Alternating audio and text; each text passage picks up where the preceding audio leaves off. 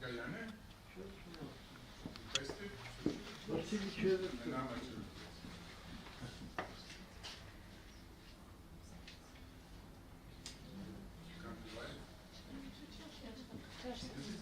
Humanoid. Wake up. Hello. Yes. This works too. So, as you know, I work in marketing, and my discipline is in marketing. Is how did I end up with trust? And as I said, usually when I tell someone that I'm in marketing, that's what I do, I get two kinds of reactions. Half and half, basically. Half would say, oh wow, exciting, advertising, this, that.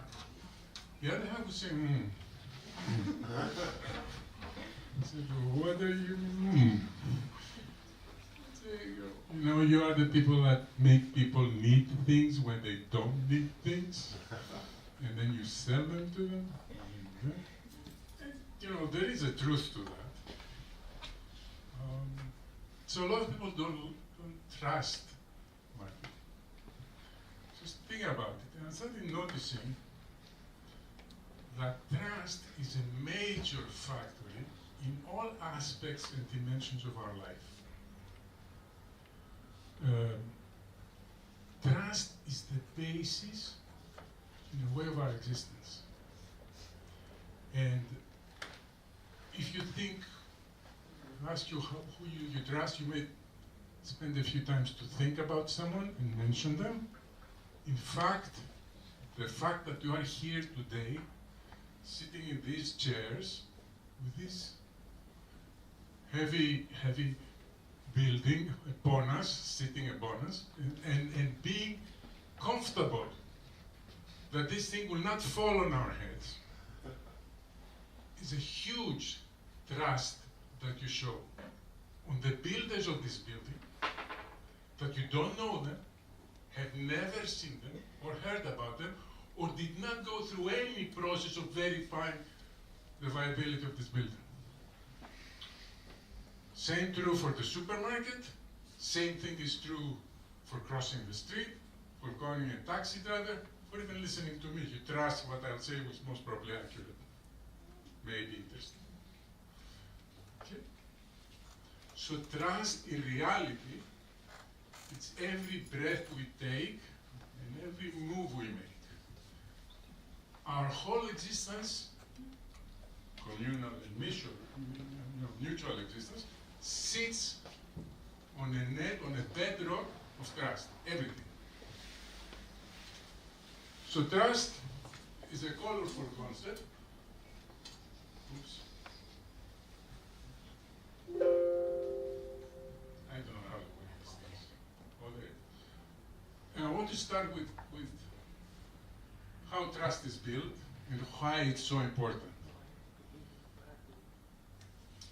So let me ask you a question. Why is the human species in control, having an easy life, relatively, etc.? Why? And I have here a video. I'm not going to see the video, but it happens in this African steppe, where it's an engagement of buffaloes with lions. And buffaloes are really big guys, and they're really strong. And when they're out on the field, they're usually in numbers. They're not one.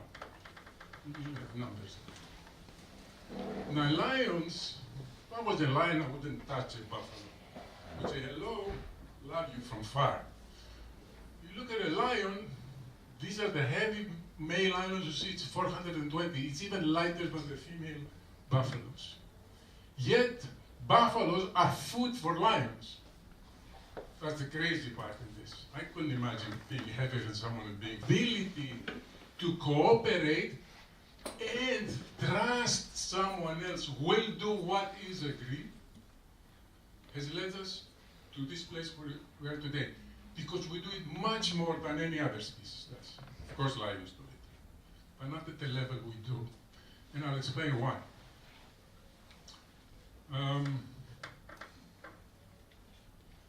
Yes.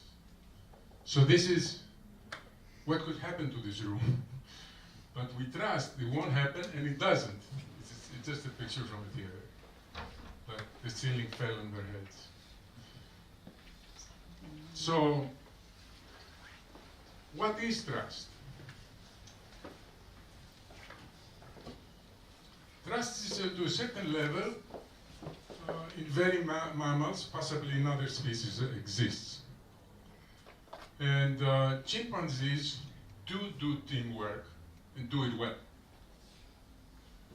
And they have families in the broader sense, societies that bond together, have the rules of engagement, have everything.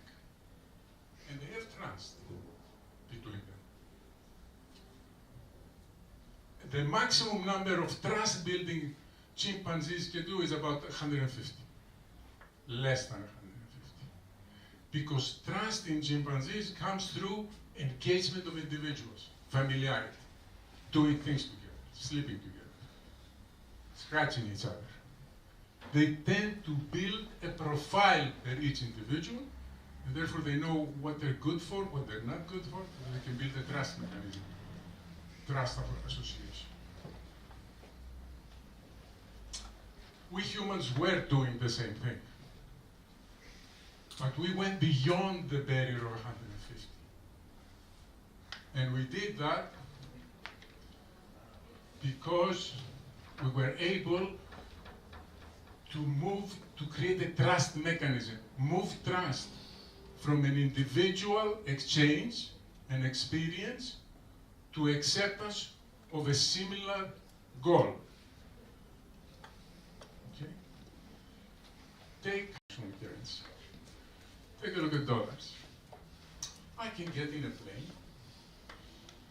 get off in Taiwan, China, Zimbabwe, take off, I have euros actually, because I'm from Greece. I take off my euros or dollars, go to someone there with some fruit on the street. I don't speak his language. I give him a piece of paper, he gives me the fruit. Are you serious? Can exchange a piece of paper with fruit? But we all know that behind this has been built a huge trust mechanism. So our trust has moved from an individual to exchange with, like the chimpanzees do, to an institution that is internationally equally, in an equal way, accepted and trusted. In a sense, the beautiful thing about trust is an expansion of ourselves. It's a very, if you think, psychological thing, but it's also a very practical thing. When we trust someone, we expect and see that someone else will do something we cannot do without our presence, and with beneficial results for us and usually for them. So trust is a move in expanding ourselves, our existence, and our interface with the environment. This is true individually and socially. Societies that have strong trust mechanisms, and that's why we talk a lot about law and about implementation of law, and implementation of principles. And we say, let's go to a country that's legally solid, because that expands our existence, expands societal existence. Expansion, not only things like good intentions, similar values, similar principles, ability to do something. Trust is a broader existence. The more people you trust, the broader your existence is. And furthermore, let's think, because as Boltzmann said, trying to define trust, small parenthesis here, trust is the construct, the social construct with the most definitions by scientists. They disagree, everybody. They have different definitions. Boltzmann's definition is that trust is a leap of faith that someone else will do something. Leap of faith. we have no control, because the whole point of trust is not to supervise, not to be present, not to be involved. In that sense, every time we take that leap of faith, we take a risk. So, a risk that may cost us, who knows what. It's an existential statement, therefore. The trust we build has existential involvement, and it's an existential leap. It's partial surrender of our sovereignty. When I say someone else can do something for me in absence of me, and do the wrong things, right? Yeah, I've asked Liana come, in my course because I won't be there. I trust she will do a good job. Trust the best job, I may pay for it, right? It's my cost. So I'm surrendering part of my sovereignty to her. Looking a little further in this, trust has boundaries. And this is the key to being able to trust people and not trust people. Exchange trust. Let me explain a little bit. Say, I trust this person a lot. A lot means more. Trust that person less. Which means I trust them less. Or I trusted them yesterday less, now I trust them more. And we think of it as quantity. 2 kilos of trust, 3 kilos of trust. It doesn't work that way. We surrender sovereignty, right? Or we don't. When we say more, we mean broader. We mean new boundaries. Trust always has boundaries. It's from here to there. I have a friend here that sometimes when I go to Greece, gives me some cash to take it because there are limits of cash you can enter in Greece. So I facilitate that, no problem. Let's say he gives me $5,000. He trusts me. If he needs to send, let's say, $50,000, would he give it to me? Does he trust me? Let's say yes. Because he trusts me very, very much. Broad boundaries. Let's take this number up to $500,000. $1 million. There is a limit, right? At a certain point you say, okay, I don't know. I trust him, but he may have an accident. Maybe he dies, maybe the airplane goes down. Okay. So, there are always trust boundaries. And management of trust between us has to do with management of the boundaries. You want the trust to stay, to develop some trust elements, you want to stay, keep this trust for years, either with a personal relationship or with a professional, with a social, with whatever. Try to find the boundaries and keep them where they can stay, where the limits are natural limits, because every relation has a limits and boundaries. Right? So, when you do that, I want to cause you about the mistake I make. I don't know if it's a mistake, but definitely my personality. I tend to raise the bounds. Open. I tend to make moves in life in general. That's my style. I know you some. I'll take it a step further there. Discuss a topic that we haven't discussed, of different quality. Right? I know one guy without boundaries, without limit and trust boundaries. This Larry Page, he said that I will be hit by a bus, for example, tomorrow, I will give all my money to Elon Musk because of the expansion of humanity in Mars, for example. All my money, without boundaries. Amazing. There's no such thing without boundaries, by the way, tell him that. So I need to do that. Once we do that, we should be ready. Because the person may not be able to loan you $500,000, as we said, dollars. They may not be ready for that. And they want to talk to their line. And if that You take that the wrong way, you take the, well, I can't trust them. They don't trust me, because they're not willing to give me a fraction. Why? Did I ever steal anything? Why is the size of the number matters? I have integrity, I'm honest. Why does that matter? Would you trust somebody to? No, I wouldn't. That's my point. That's my point. So, but you know, I have my limits. I mean, there are existential limits. I'm surrendering sovereignty here. So, that's what I want to say. A relationship stays once you find the boundaries of it. Keep it that way. If you take a step beyond the boundaries, be ready to retract without seeing the trust collapse.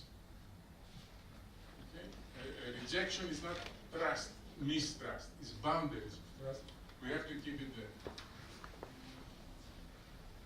Now, trust mechanisms. We talked about the dollar, the international acceptance of all. That's a trust mechanism. So it's an external way of building something that allows us to trust each other. There are many such trust mechanisms. Religion is such a mechanism. A football game has trust mechanisms, has referees, has rules, has this, has that. Okay? So people dare to go there and play ball, although they risk of someone kicking them and breaking their legs, because there are rules protecting them. So they trust the outcome will be like this. We talked about how the dollar works as a trust mechanism, right? So trust is money. And when I say that, I mean it literally. Trust is like money. That means can function as money, can have that role. Give you a couple of examples. 9/11, right? New York was hit. 4 other targets were hit. One attack missed, the other 4 made it. Consequences were huge in terms of deaths, in terms of destruction, in terms of emotion, in terms of families, in terms of doubts. There was a collapse of trust in the security of the United States, in the intentions of people, in the understanding of each other, in the willfulness to be good to each other, etc., etc. A huge collapse of trust. That day, besides all these victims, a broader victim occurred, and that was the trust reduction. There was a huge trust reduction. That translated immediately to money. Immediately. Just until today, from that day until today, just from US airports, just the US state, country, pays $7 billion a year for the increased security. Everyone that flew before that date knows how loose the security was. But things didn't happen also. So the addition, the hiring, the slow process, the this, the that, everything leads to a cost of $7 billion because of trust reduction. I want you to think, I mean, many people say, terrorism as an action has nothing to do with war. Terrorism is not an act to take over some people, take over some land, have a result. Terrorism is an act that has as outcome the reduction of trust. That's all. Nothing else. That's all they count. And they count once that goes down, costs for that country go up. In many ways. Functional, and definitely financial. They all boil down to financial. And as a result of that, I'm taking my step forward, whatever my agenda is. So, cost of trust is that way. Also, the reverse is true. And I'll tell you from, I was talking to a businessman, actually Armenian. I was partner in a big business. They disagreed. They split. And he was going to rebuild such a business. 500 people from the previous company came to him after he broke up. And they told him, we want to get out of here more than 6 months. He said, they did pay you for 6 months and sitting here, this and that. Anyway, they said we don't mind, and then they made an arrangement. He didn't pay everybody, and eventually 6 months he launched. Eventually everybody went. I talked to a friend of mine who's in HR, and we did a short, a conservative calculation of his savings, because people came. You have to think, it's not that he didn't have to look and take interviews of people, he didn't have to train them, he didn't have to teach them how to cooperate, and how to make teams, and in general the history and the mentality of it. All these things were not costs anymore. The very conservative calculation, this was $5 million. $5 million, not rand. Okay? So, this trust costs, trust profits. Big time.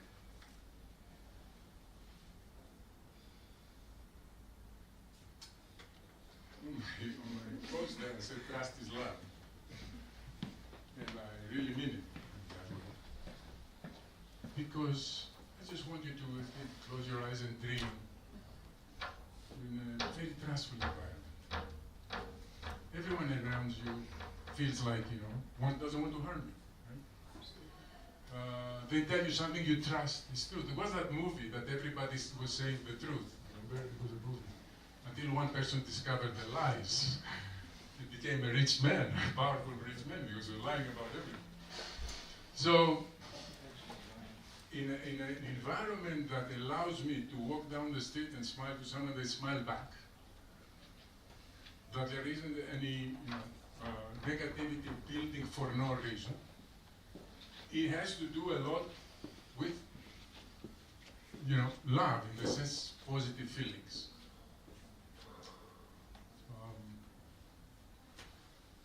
Trust is primarily a human element. It's not a machine, a technical, a theoretical element. It's a very human element.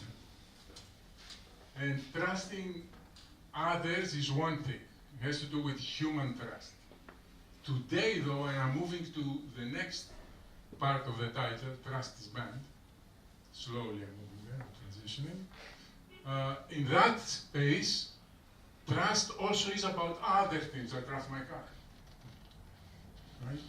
I trust my AI. Right? There's a lot I trust. So trust other things which are human projections. All these are human-based, human-created, so that have a human element, but they have no skin in the game. A computer program that decides whether you're going to get a loan or not has no skin in the game. It's a process only. And as such, there's no trust factor involved, really. It's a process trust factor. So, our problem is not here in this trust. Our problem is in this trust. It's in this trust because technology is taking and substituting human functions more and more and more and more and more. Therefore, decreasing the human trust component in our society. It's late at night. You're out there in the street, you kind of thirsty, it's night, you look, everything's closed. You see a vending machine. You go, you throw in a coin, you press the button, orange juice, nothing happens. We all have gone through this, right? You say, press again, nothing happens. You knock it, nothing happens. You put the button, okay, let's say this is stuck, put the button, press the button, you get back the coin, right? 500 pounds. Right? Nothing comes out. You press again, nothing comes out. You kick it here, nothing comes out. You kick it here, nothing comes out. You say, right, forget it, leave, that's it, game over. I can't trust this machine anymore. Same story, another reality. We're at the same spot, you look, you see a light. You go there, it's a mini market, it's a small shop, open late at night, almost like 7-Eleven. And you go in there, You put the coin on the table, 500 dram. Say, sir, I want oranges. Exactly. I want an oranges. Goes. Smiles. An oranges, please. Silence. An oranges, please. Silence. Say, I guess there's no oranges available. Give me my money back and I'll go. Silence. Silence, like the vending machines. You laugh. You think this would happen? You could not. You could not. Exactly. There is a different level of trust at this level to the level of trust at this level because there are accountability and adjustability. That person will be accountable. Next time you go there with two big guys, you break his store. For one juice. Yeah, in your face. You can also write to the vending machine comment and say, okay, shame them online. I mean, there's a human behind the vending machine. There is this theory, exists, that there are humans behind the vending machines. And indeed, they do have some service support service, to a large or not large extent. But that's not absolute, right? I mean, if I ask, how many of you have gone to a vending machine that didn't work and you didn't get your money back? Right, right. Okay. We have 1 to 5, 1 to 6. Okay. So everything has, everything is partially right and partially wrong, but we're talking probabilities here. Oops, see, about technology. See what you created. Human protection. Kayane? Yes, Maybe I pressed the wrong button. Maybe so. Oh, it's not that. Okay, so this is a different how technology. I'm giving you an issue of how accountability and how having skin in the game, right? Because that cashier at the mini shop was thinking, I lose a customer. I mean, even if, I don't have don't just I'll say, I'll give you this as a gift. I mean, because there's skin in the game.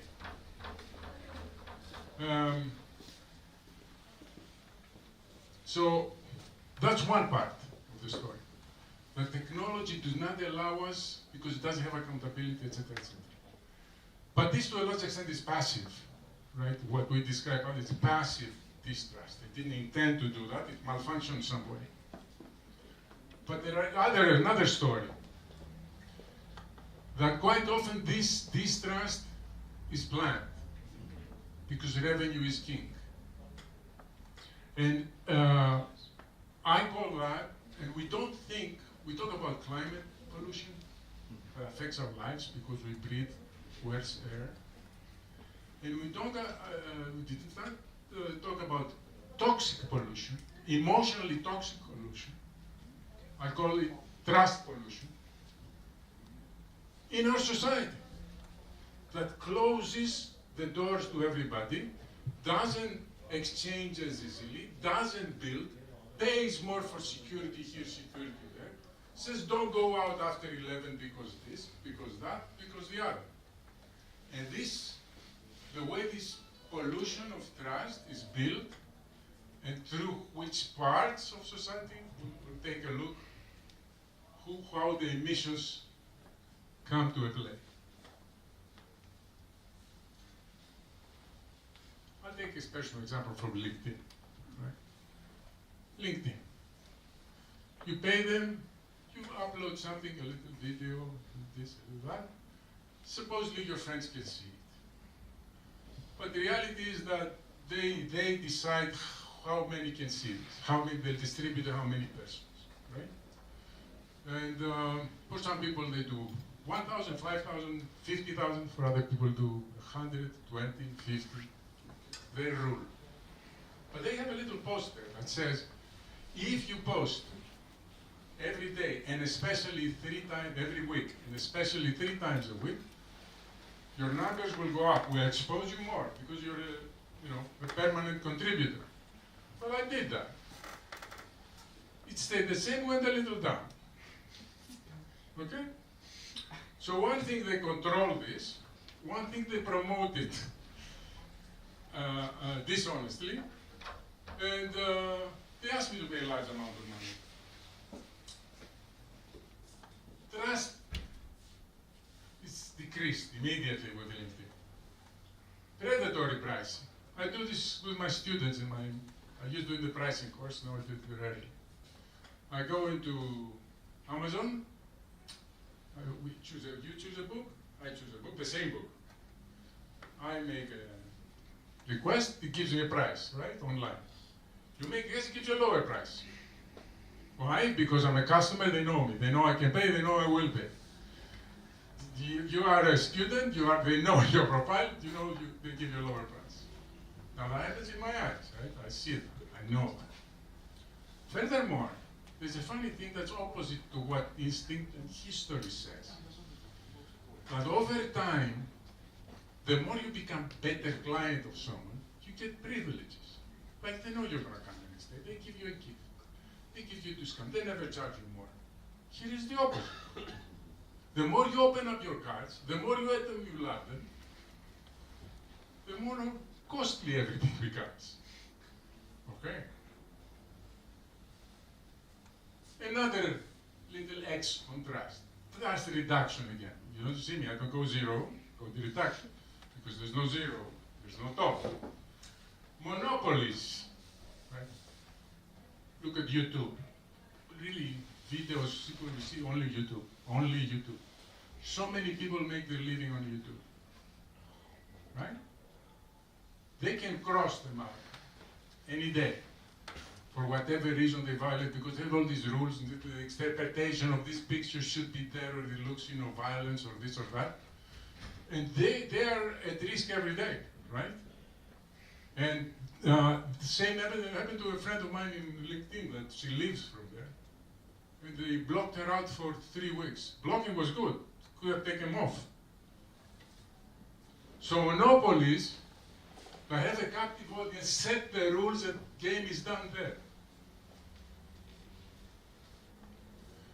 I'll tell you about a personal problem with my bank, my Greek bank. I was here, but I went to transfer money from my big bank to a non-EU country. So I called them up. It doesn't go through me. I call them up. Problems are there. I talk to, my private, they have a private, if you have a certain level one, they have private. So I go to my private, like senior people.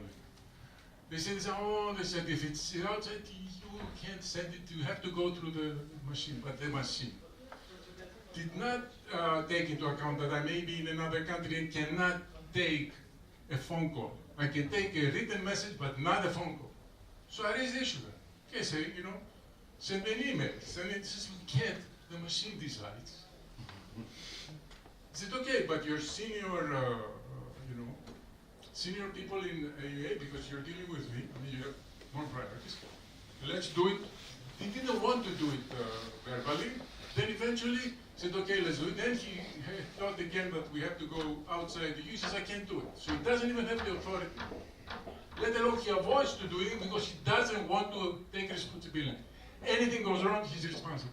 Machine is wrong, he's not responsible. So we're captive. We're captive to the racist or this or that. Deceptive information. How many times they tell you this will work this way or this will work that way? It doesn't really work exactly this way. It is a little bit different than that way. Okay? And that's another thing that happens a lot. I'll tell you again, Greek telephone company. Here I have unlimited internet on my phone, which I use for my laptop as well. In Greece, I wanted to buy that, same. They told me they don't have such a service. I heard from a friend of mine, childhood friend, who's actually an engineer and is renovating apartment with me. Anyway, so I know her well, that's what I'm trying to say. Because we got into the discussion, she says, I have unlimited. for many years. I haven't. So they do, but they don't. They wouldn't give me an answer on the phone. They had me 50 seconds without answering me whether they have it or don't. Until eventually we got to that point. Now, when I go through that experience, do I feel I'm in a trustful environment? Do I feel things around me are okay? I think they're not as okay as I think. I'm not as okay that when I ask a salesperson to give me an answer, will give me a direct answer, and may try to sell me something else, but give me at least a direct answer. That's into question. And last, but not least, all the contracts we sign, how many contracts I've signed every year, I don't know, from my phone, from this, from that, from the other, from this, and that. I can never read them, let's be honest, because of the complexity, and I don't have the time for a phone to write. So we all know that they're written in a certain way. There's no summary of 10 bullet points that say this is the substance, don't read the whole thing, but this is the substance, and we're accountable to this substance of 10 bullet points. They're not. You have to go in there and hire 3 lawyers to figure out what's going on, because that's how many they had when they were putting it down. So that creates all these trust emissions, and therefore distrust issues. I'm talking about politics. Right? We see what's happening in the US, things are very polarized. In Greece, I wouldn't say so, because they were always polarized. It's not much change.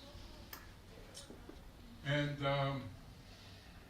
there is a certain thing that's happening here that we have to look at. It's called polarization within versus between, and the trust effects. Anyway.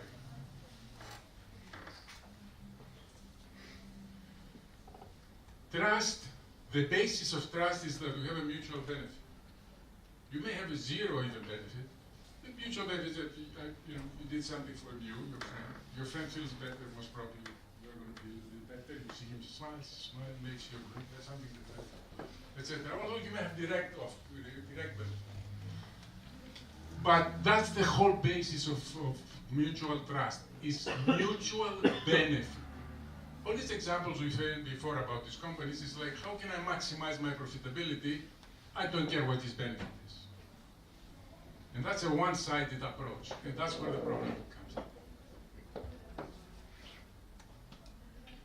So there is the trust within and the trust between, and I'll explain about, I'll give the example of parties to get it more simple.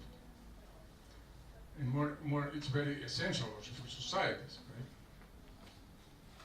right? Trust within builds stronger, let's say. In order to trust within is stronger because, of course, it has more homogeneity, right? There's more similar things, which means it polarizes itself from the trust of other groups.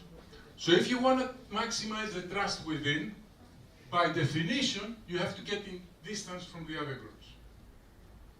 When you want to maximize trust between different groups, like US has many different, nationalities or background of people, then you have to do a different policy to maximize between the trust, but it reduces within. So the one social group has less bonding between them, but more bonding with others, broadly. Now politics, that's election-based, don't, because they think of the election and not the country benefit in a broader sense, they go within. They don't go within. They try to build trust. How do you build trust within? Polarize. Build enemies out there. I need to bond with you a lot more because there are enemies out there. It's not a matter of taste. It's a matter of risk. Right? Right. So trust within versus trust between these constructs that we may need to have in mind when we're dealing with trust and understand that they're opposite. So in that way, trust is banned because trust is less and less and less the human factor, which is accountable and has skin in the game. Less and less. It becomes automated. through bigger, and usually the bigger, less the risk in the game, institutions. I'll touch on three of them. It's the corporate business part that we discussed through examples many up to this point of how that happens in everyday. I'll tell you two very simple, small examples, three maybe. One is I play backgammon, right? And you can go to the backgammon with your Facebook ID or no Facebook, blind. I am blind. But they know my Facebook ID because I used to be, I changed, and that's it. I don't want to be Facebook. They wanted to get information and sell and make money. Every time I open the Facebook, every time it has a big thing with a small reject button to join my Facebook page. And they do it every time. Now what does that tell me? They tell me one time that I'm like loose, I don't want to see it again, so I press a yes.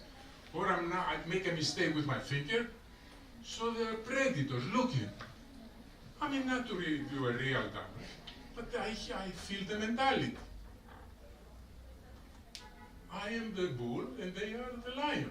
They're waiting to see the weakness point. Trust shakes a little bit.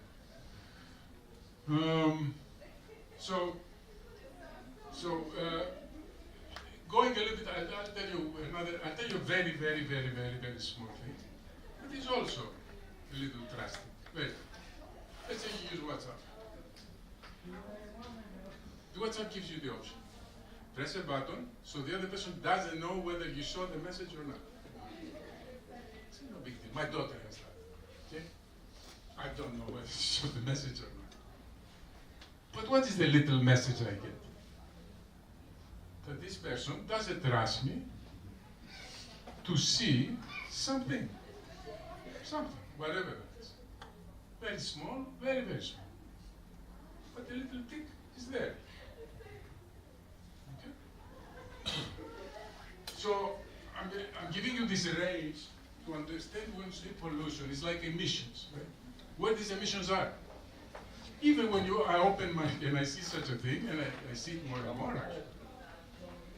Emissions come into the screen. They make me think differently, behave differently, be emotionally different. Institutional.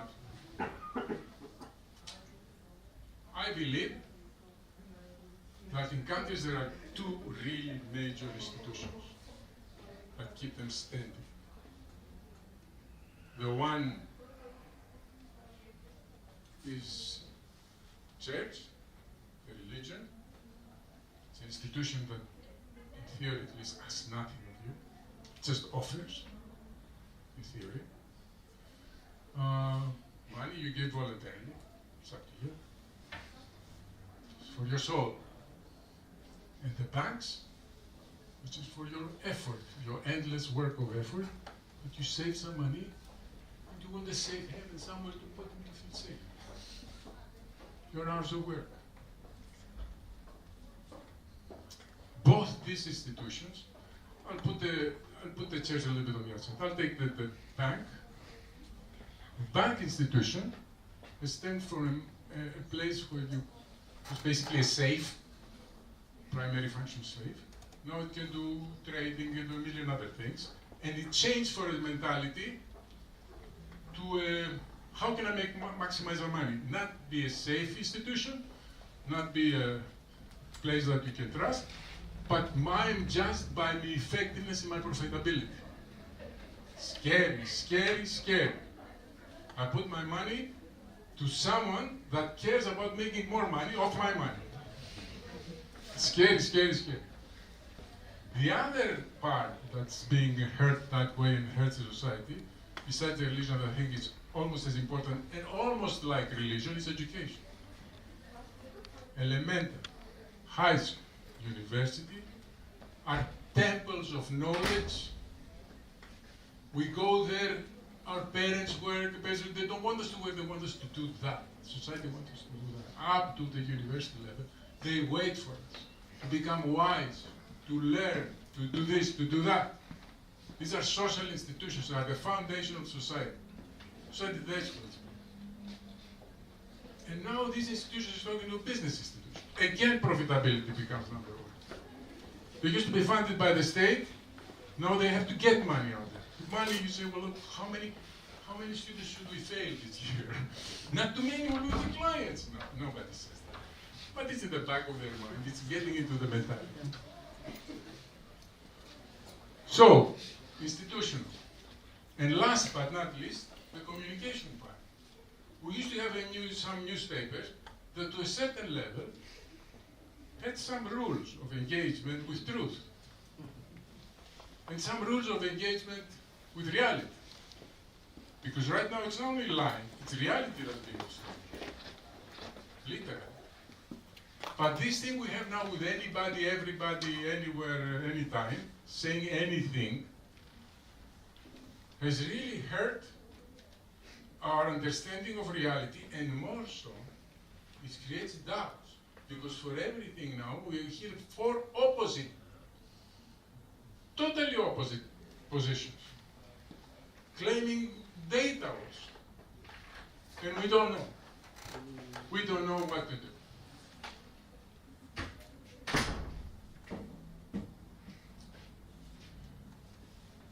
We have lost this part.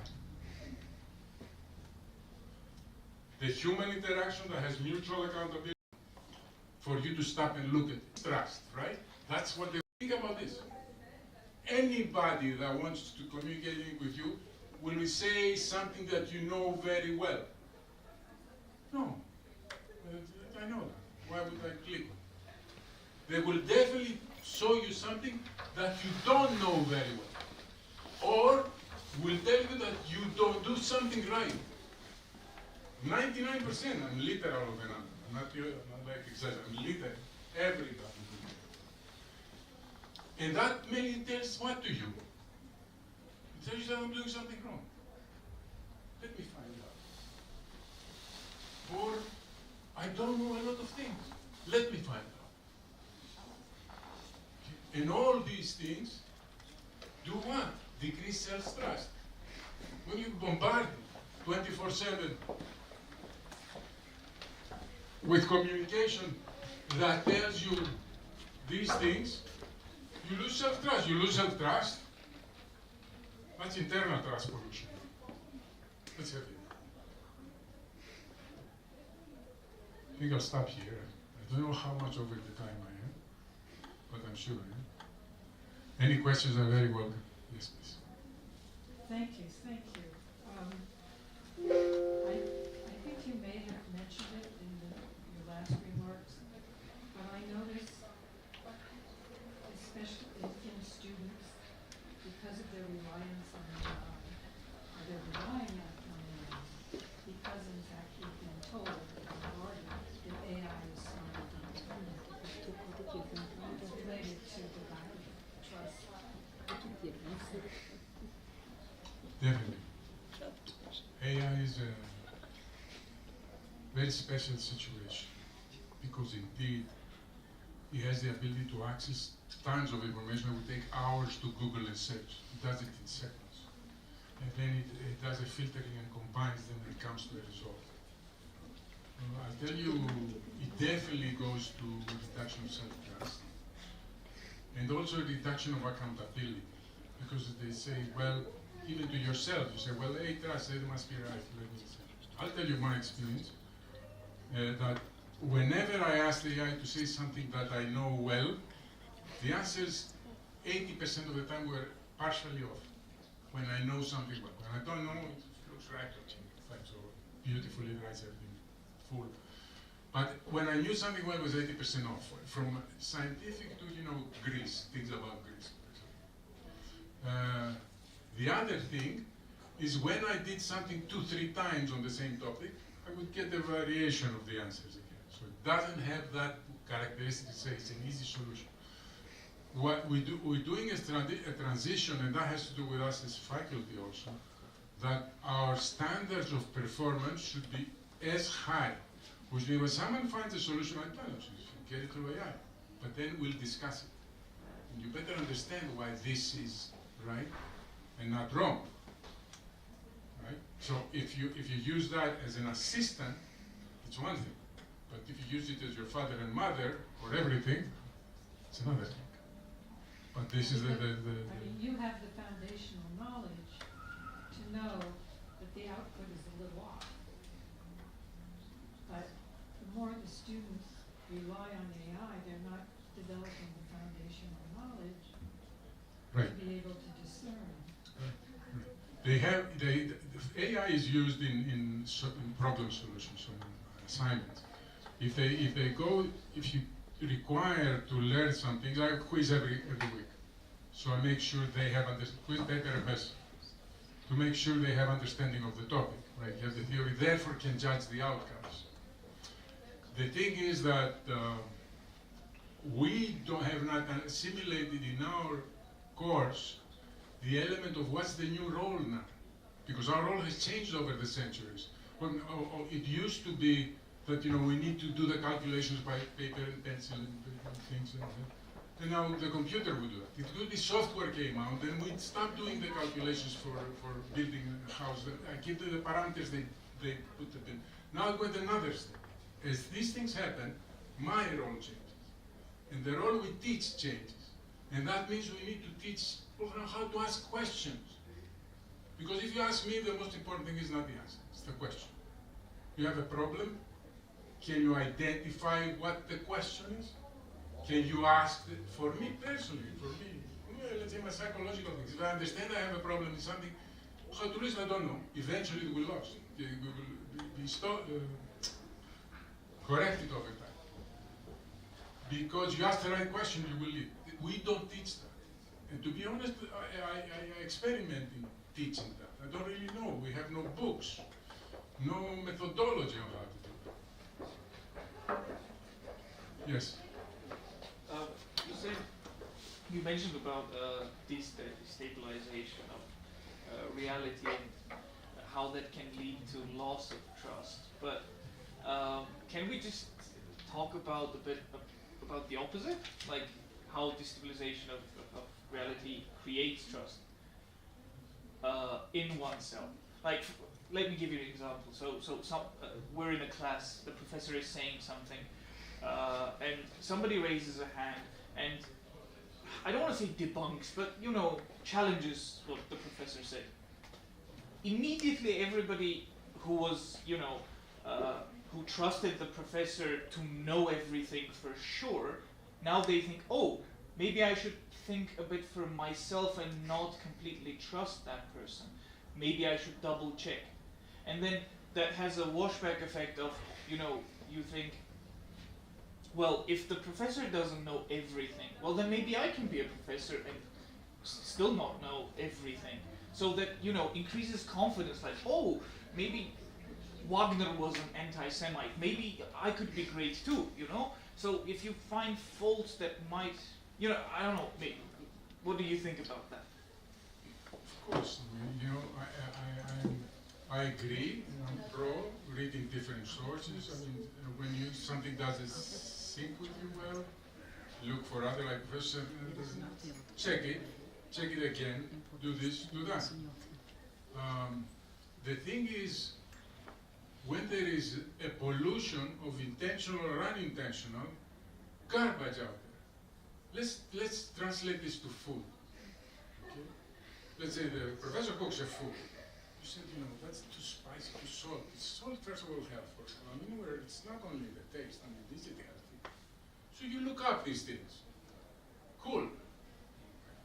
But what if these plates start becoming trash, right? You can't eat them because the person that does that cooking does not have the resources to buy the knowledge, or buy metaphorically, right? Does not know really what broccoli is and what steak is. Does not really know, and because he's not a chef and does not really know how to put it together. But you see, out of the 100 dishes that you see, on the buffet, let's say 70 are like that. And you don't know, I think I can, because I have a whole background on this, right? But the majority of people don't have the ability to distinguish as easily. And that affects things. And let alone something that it has to do with consumer psychology and psychology, of course, in general. Repetition is everything. That's what we said about, you know, the trust in the monkeys, right? If you keep seeing something continuously, after a certain time you get an affinity for it. Even if it's terrible, you might say, was that right? You think so? You might say, oh, well, you know, don't be, you know. I say to myself. So this repetition, and I'm not talking about exception, I'm talking about the rules. And I'm not talking now exchange and non-interaction, but on something that, you know, a false impression of confidence feels good, but it's not functional society-wise. You're gonna crash. That's my issue.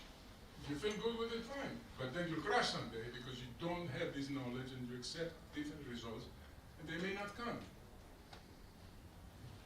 Yes? Somebody said, I love that metaphor of trust pollution. But you know, it got me thinking about how, you know, even though of course a lot of times when we think about pollution, and particularly think about sort of the big global scale about, you know, things like climate change, you know, we think, oh God, this is really hopeless. There's, you know, sort of nothing to do. This is sort of, you know, one way ticket to destruction.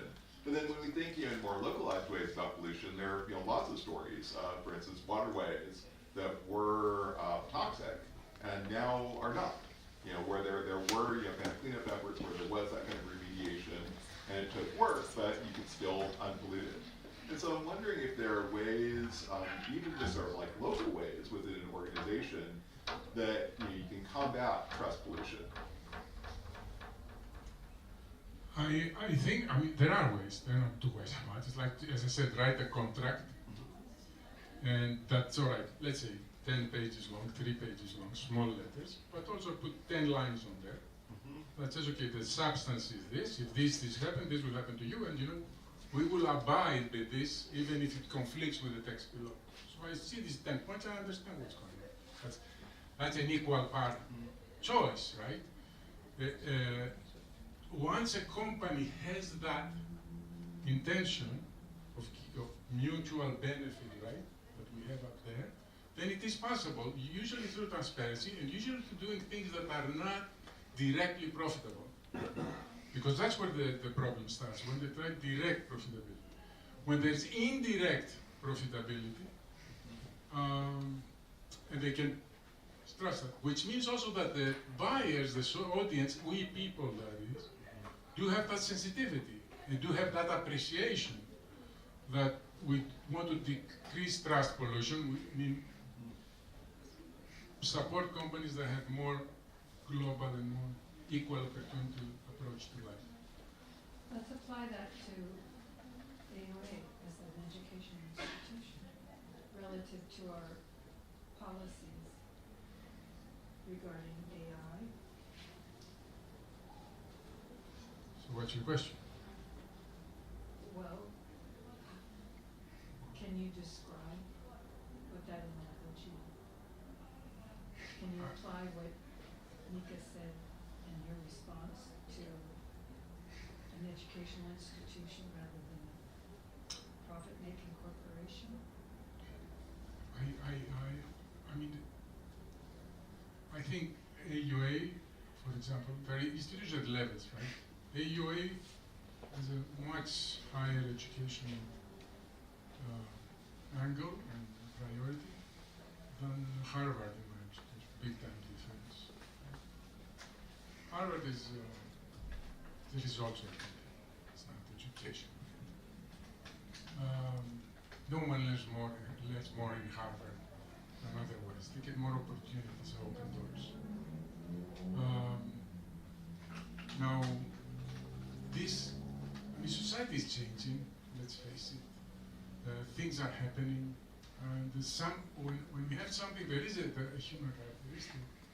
Because once you stay along with something, right, it stops serving its purpose because it becomes routine. Right? So development takes you somewhere else. So education in the United States, when I was in the United States, was in the state university I was paying, because I was considered as a local, in Virginia, $800 per year. The tuition for non-residents in Virginia. Now there's no such thing. It doesn't exist. Everybody has to pay.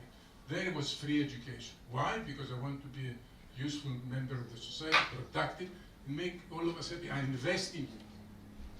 All of a sudden this moved. They said, let's get the corporations. If they have money, they'll do a thing that people really want. But this led also, it was good, it's good, it's still good in very many ways, but it has bad ways. But corporations fund projects they find profitable. So all areas of projects don't get touched. Or maybe are pushed the results in a certain direction. If you do a certain research design, maybe you can get the results they want. Or even more, you may have other things like Einstein. He was born, let's say, 20 years ago. He won't get funding for the research he wants to do. Who wants to talk about total theory? Let's be grounded. That used to be a positive thing because we didn't do much of that. Now we're doing it, it changes. It's going to change again. We're in a transition. We have to start thinking different. It's not to have a method that will change things. Yes. A follow-up question to this, if you may. So, in this day and age, obviously we're not dealing with capitalism yet in a few hundred years. So, and you said the corporations fund the studies of the fields that they find interesting to themselves, which naturally, as we unfortunately see, leaves the humanities on the purview at best. How do we convince them, not only them but everybody else, that there is real value in humanities that they just cannot see in their goddamn spreadsheets, so to say? How do we solve that problem without achieving socialism? You won't solve it even if you achieve socialism. I don't think you'll solve this problem. I think things, I mean, it used to be, social sciences used to be pretty strong at a certain era. The 60s, 50s, 60s.